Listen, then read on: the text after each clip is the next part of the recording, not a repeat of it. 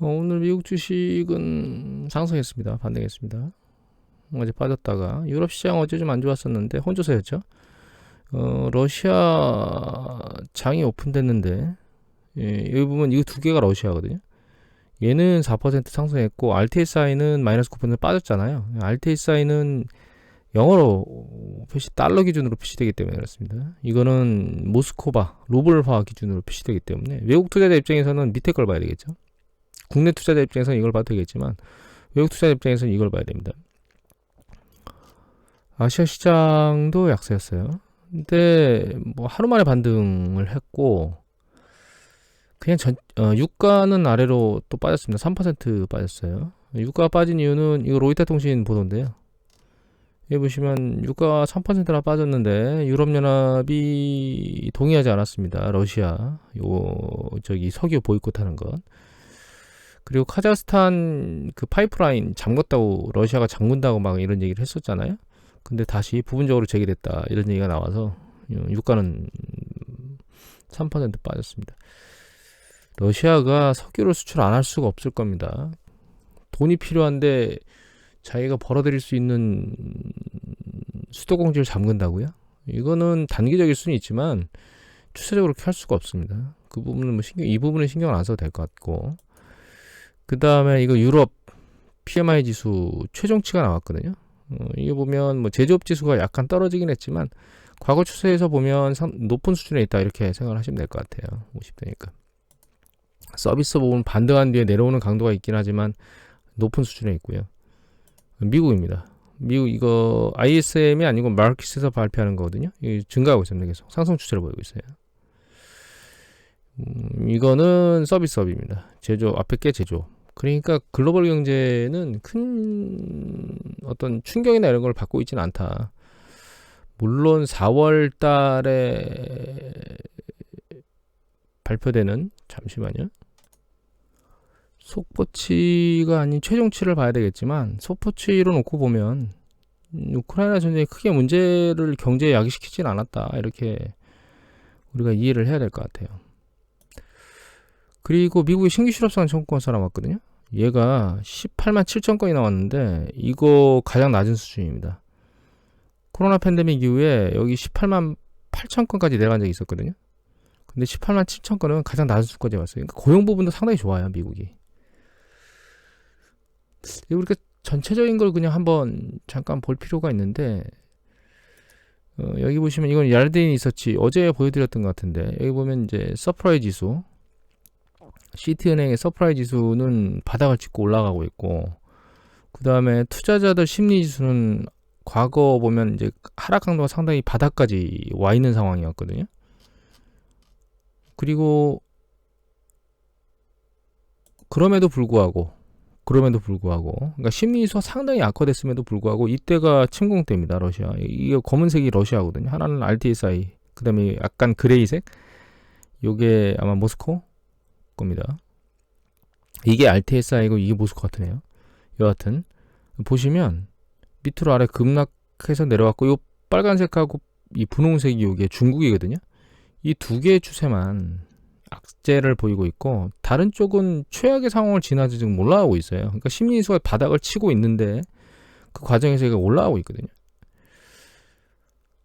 어제 제가 그 기사를 그러니까 제목을 이렇게 달았잖아요. 어느 순간 한순간에 모든 게 해결될 수 있다는 얘기를 제목으로 달았는데 그런 상황으로 지금 가고 있는 게 아닌가 하는 생각이 들고 있습니다.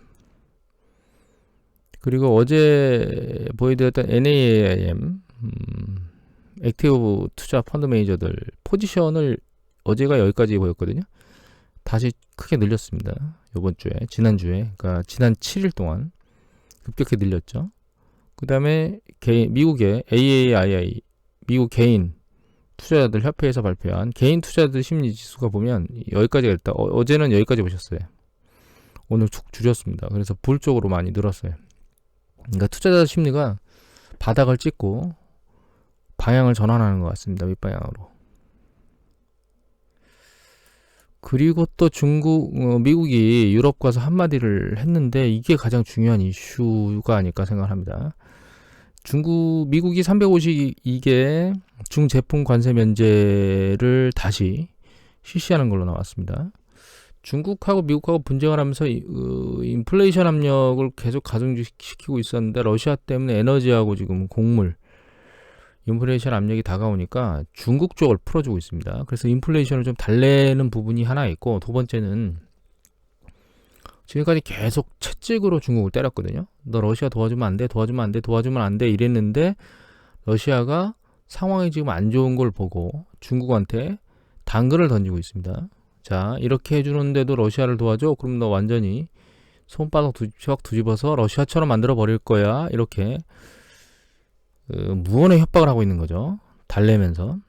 그리고 인플레이션 압력도 달래는, 상당히 묘수라고 생각합니다. 바이든이.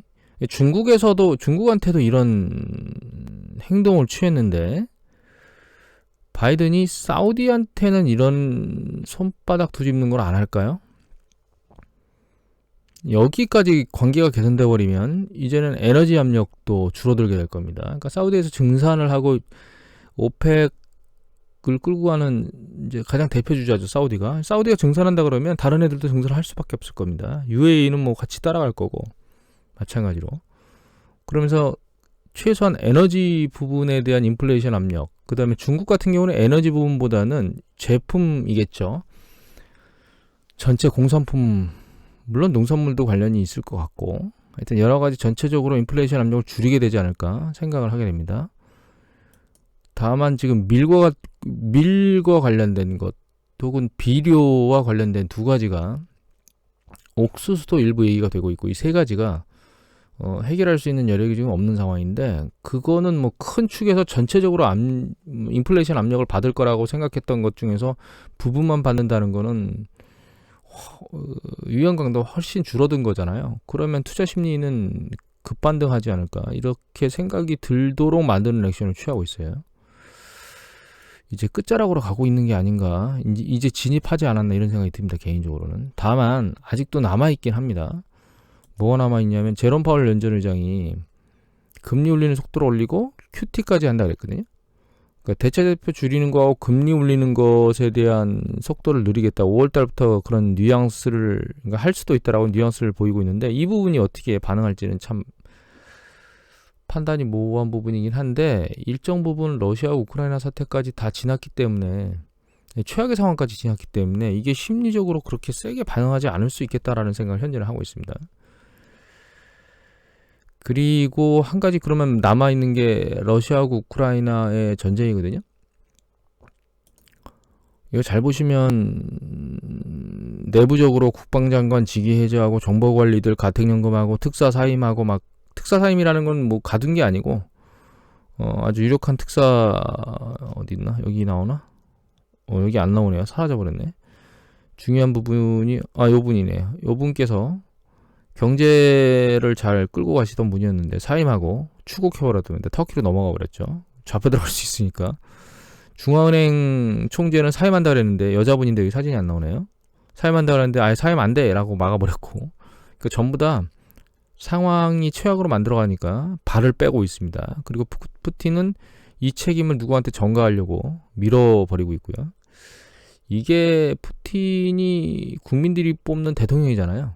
이런 상황에서 푸틴이 이렇게 몰고 가는 게 아니고 나의 잘못이다라고 얘기를 해야 되는데, 이렇게 누군가를 잡으려고 책임을 문책하려고 하면 자기도 같이 문책이 돼야 되는데 다른 쪽으로 전가하려고 하는 거죠. 이 독재죠. 뭐 원래 독재긴 하지만 여하튼 상황이 혼란스러워지고 있습니다. 미국 푸틴 국내가 전쟁 실패로 가고 있는 것들이 거의 확인해 주는 게 아닌가 이렇게 보이고 있고요. 그 다음에 여기 보시면 뭐 탄약, 누지원 기사네요. 탄약, 식량, 사기, 바닥.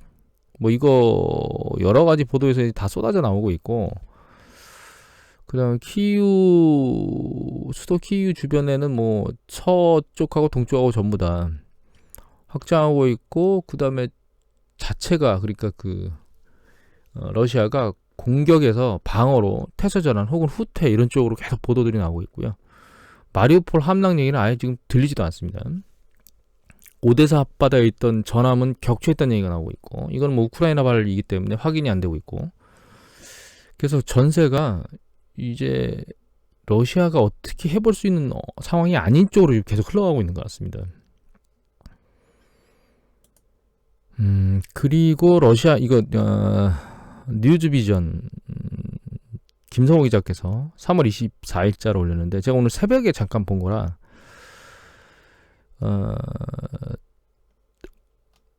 원본을 찾으려고 잠깐 뒤져봤는데 찾지를 못해서 그냥 이걸 올립니다. 러시아 인플레이션이 14.5% 이상으로 치솟고 있다고 얘기가 나왔어요. 이거 러시아 경제부에 따르면 러시아 연간 물가 상승률이 3월 18일 현재 14.53%다 이렇게 나왔거든요. 얘기가 굉장히 빠르죠. 일주일 전 12.5에서 계속 증가하고 있다. 이걸 막기 위해서 푸틴이 가스 대금하고 석유 대금 뭐 이런 것도 루블로만 바꾸겠다고 얘기를 했거든요. 근데 이게 의미가 없는 얘기입니다. 왜냐하면 이미 외화를 벌어들이고 있는 기업들의 80%는 전부 다 러시아 외환 시장에서 달러를 팔고 루블을 사야 되거든요. 이거 전부 다 외환 벌어들이는 기업들이잖아요. 그럼 이미 80%는 외환 시장 안으로 계속 달러가 매도되고 있다는 뜻이거든요. 외화가. 그 움직임이 지금 현재 환율 루블화를 말하는 거고, 일시적으로 환율이 강세를 보일 수 있겠지만 추세적으로 강세를 보일 수는 없다, 이렇게 판단하시면 될 것 같아요. 결과적으로 인플레이션 압력이 계속 될 겁니다. 그러면 전쟁에서도 졌는데 지는 것 같은 게 이제 점점점 뚜렷해지고 있는 것 같은데, 일단 무기는 다 소진했죠. 그래서 무기를 새로 충당하려면 시간이 필요한데, 군수물자 대부분 반도체들이 필요할 겁니다. 뭐 탄약이나 포탄, 뭐 유도미사일 이런 거 아니고 그냥 재래식 화기 무기 같은 경우에는 상관이 없겠지만 주요 무기들 같은 경우는 전부 다 반도체가 필요한데 반도체 공급이 안 되겠죠. 그래서 러시아의 방산 관련된 업체들이 문을 닫고 있다는 보도들이 속속 나오고 있고요. 그러면 추가적으로 전쟁을 계속할 수 있는 가능성이 없다는 뜻이거든요. 그러면 퇴보를 봐야 될 수 있는 상황이 아닌가. 그 퇴보를 보는 과정 중에 협상도 있지만 내부의 문책 인사를 찾는 것도 있는 거죠. 근데 상황이 이상하니까 주요 당국자들이 푸틴하고 손절을 하고 있는 것 같고, 구테타 이런 얘기가 나오고 있긴 한데 그게 쉽진 않을 것 같습니다. 이미 구테타에 대한 조짐이나 이런 것들에 대해서 푸틴이 방어를 열심히 하고 있겠죠. 정말 내부의 핵심 관계자가 구테타를 일으키지 않는 이상 쉽지 않을 겁니다. 그거는. 다만 정치적으로 구석에 몰릴 수 있는 가능성이 높아지고 있는 방향으로 가고 있죠. 이건 군 부분의 문제고 상위층의 문제고, 일반 국민들한테는 이 인플레이션 압력이라고 하는 게 작동하면서 정치적 지위가 흔들릴 수 있는 가능성이 높아지고 있고, 거기다가 중국을 미국이 살짝 달래면서 러시아를 구석에 몰고 있거든요. 이걸 종합해보면 러시아를 완전히 요번에 푸틴을 제거하려고 하는 액션을 취하고 있는 겁니다. 그게 제거라는 게 당장 제거한다는 뜻이 아니고, 러시아 국내에서 정치적으로 고립을 시켜서 러시아 스스로 푸틴을 몰아내는 이런 형태로 작업이 되고 있는 것 같습니다. 몰아내지 않는다 하더라도 지금 일단 상당히 많은 부분의 군비를 지출했고, 그 군비를 다시 쌓으려면 시간이 오래 걸리겠죠. 그리고 제재를 일정 부분 풀어주지 않을 것 같습니다. 제가 보기엔. 말씀드렸듯이 금수 조치나 혹은 수출 제약 조치, 주요 물품에 대한 수출 제약은 상당히 오랜 기간 갈 것 같습니다. 그러면 러시아의 경제가 굉장히 악화돼서 결과적으로는 정치적 기반을 상실하는 이런 쪽으로 가서 푸틴 자체를 제거하게 되면 글로벌의 양대 축 러시아하고 중국 중에 러시아는 없어지겠죠. 중국만 남는 겁니다.